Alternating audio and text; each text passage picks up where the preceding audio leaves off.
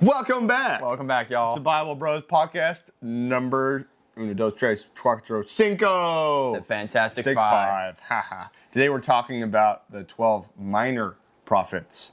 And we're going to segue into Jermaine's preaching on specifically Habakkuk. Yes. Or Habakkuk.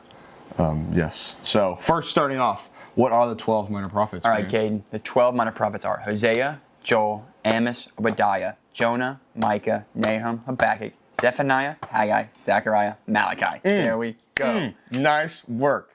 And each of them have a specific purpose. Yeah, I'm sure I dive absolutely. into. Those are individual prophets. When were the 12 minor prophets? Okay, so the time frame of the 12 minor prophets is around 850 BC all the way up to about 400 BC. So that kind of time range is when it's believed that all 12 of these prophets were prophesying. Facts.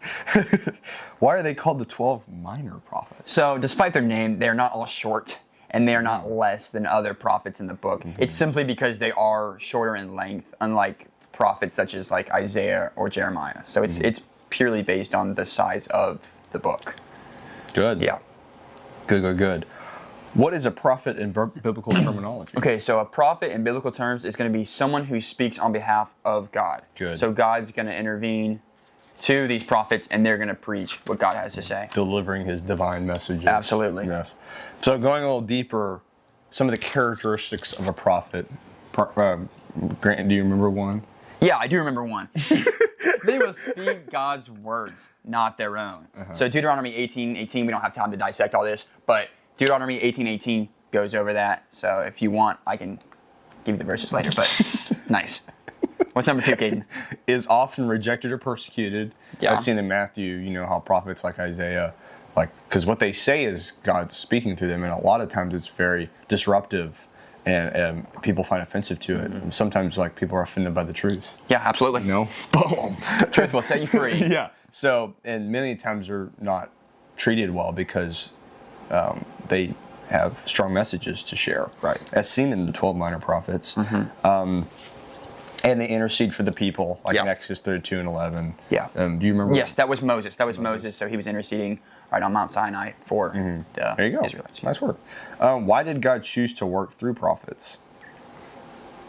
Are you asking me? Yeah. Oh, why did he choose? Because it's like we said, they're he's representatives. right. He is speaking on earth because you're right.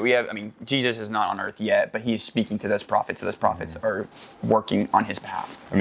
Spiritual gifts, right? There's Exactly. Exactly. They have a gift of prophecy and relying information from God's heart. What were some major prophecies in the Old Testament that came from the 12 minor prophets? Well, let me tell you. So Micah prophesies the Messiah that will be born in Bethlehem, which is fulfilled later in the New Testament, Matthew 2:1-6. The betrayal of Judas for 30 pieces of silver in, I think it's Zephaniah, is fulfilled in Matthew 26. And then we see another one. Obviously, I think there's dozens and dozens that are fulfilled, but these are just a couple. And the last one, Micah prophesies a messenger who will prepare the way, which we know is John the Baptist. And we see that fulfilled in Mark 1, verses 2-4. Good job. Now, that was a brief overview of the 12 minor prophets, but Jermaine is going to specifically focus on Habakkuk, and talk about what that means for us. So, hopefully y'all enjoy it. This has been another episode with the Bible Bros. I'm Grant. I'm Caden. Until next time. See ya.